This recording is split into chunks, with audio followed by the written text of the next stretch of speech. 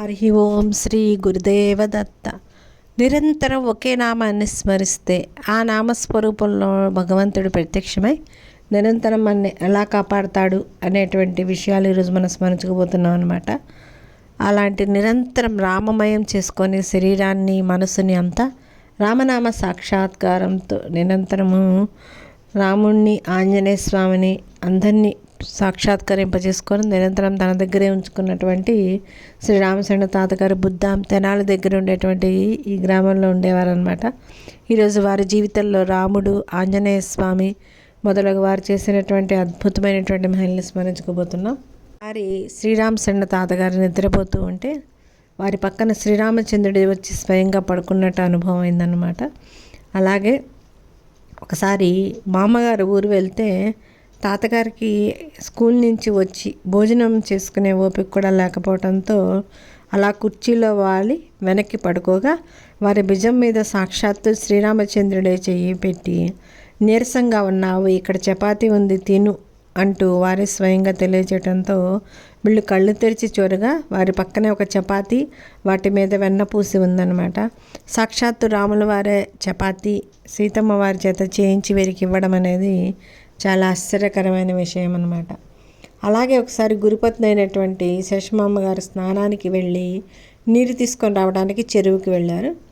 అంతకుముందే పెద్ద వర్షం కురవటంతో ఆమె ఒంటి మీద ఉన్నటువంటి నగలన్నీ ఒక గుడ్డలో మూట కట్టి పెట్టి నీరు తీసుకొని ఆ నగల మూట మర్చిపోయి ఇంటికి వచ్చేసారు. రాత్రి 9 గంటల సమయంలో ఆమెకి గుర్తు వచ్చిందనమాట.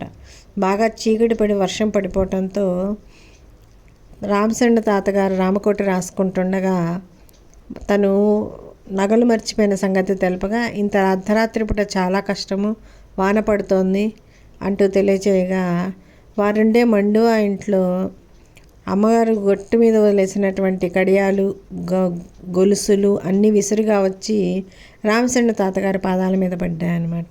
ఆ శబ్దానికి రామచంద్ర గారు తల ఎత్తి చూసి, ఆ నగలన్నీ చూడు, ఆంజనేయ స్వామిని నగలు తీసుకొని వచ్చారు అంటూ అమ్మగారిని పిలిచి ఆ నగలు ఇచ్చేశారు. వీరు ప్రతిరోజు రామకోటి తీవ్రంగా 15,000 దాకా రాసేవారు అన్నమాట. ఆ రాయడం కూడా పెద్ద పెద్ద డ్రాయింగుల రూపంలో శ్రీరామనామంతో వివిధ రంగులతో చక్కటిగా రాసేవారనమాట. ఇప్పుడు మనం చూస్తోంది అదే ఆంజనేయ స్వామిది. రోజు ఇలా ఆంజనేయ స్వామి ఫోటో గీస్తూ ఉన్నప్పుడు అమ్మ వచ్చి ఆంజనేయ స్వామి మూతి దగ్గర కోతిమూతిలాగా ఉంది అంటూ నొక్కారు. కోతిమూతి వాడు అంటూ మూతిని ఆవిడ తన వేలుతో పొడవటంతో ఆమెకి తీవ్ర తలపోటు వచ్చి బాధపడ్డారు. ఆ తర్వాత గురువుగారే అమ్మగారిని దేవుడి దగ్గరికి తీసుకుని వెళ్ళి, ఈ తలపోటు కానీ తగ్గితే మెడలో ఉన్న నీ గొలుసిస్తాన్ని మొక్కు అని చేయడంతో ఆడ మొక్కుకోగానే తలనొప్పి తగ్గిపోయింది. ఒకరోజు పొద్దున వారు తలంటి పోసుకోవడానికి కుంకుడికాయలు కొడుతున్నప్పుడు 5 ఏళ్ల బాలుర రూపంలో ఆంజనేయ స్వామి వచ్చి, రాత్రి నాకు ఇస్తానన్న గొలుసేది అంటూ ఆమె గొలుసు తీసుకొని మాయమైపోయారు అన్నమాట.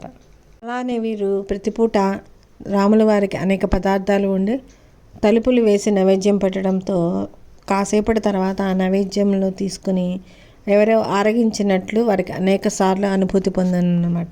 సాక్షాత్తు రాముల వారే వచ్చి వారు పెట్టినటువంటి నైవేద్యాన్ని తీసుకుంటూ ఉండేవారు. అలాగే తాంబూలం పెడితే వాటి నుంచి చిదిమేసినటువంటి చిన్నెలు, తాంబూలపు తొనకలు ఎర్రగా కనపడుతూ ఉండేవి.